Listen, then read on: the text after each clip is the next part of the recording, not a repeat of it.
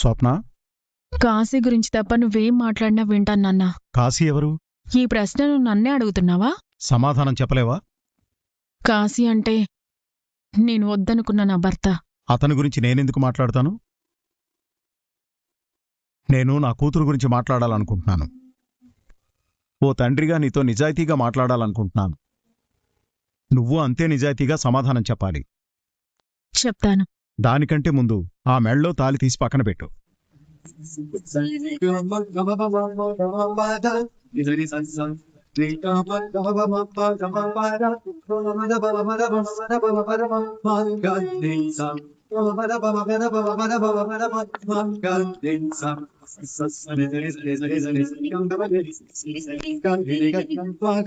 ఏమిటండి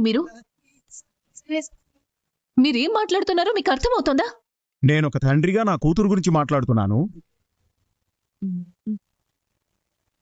తను కాశీ కావాలనుకుంది. నేనొద్దంటే ఆగిందా?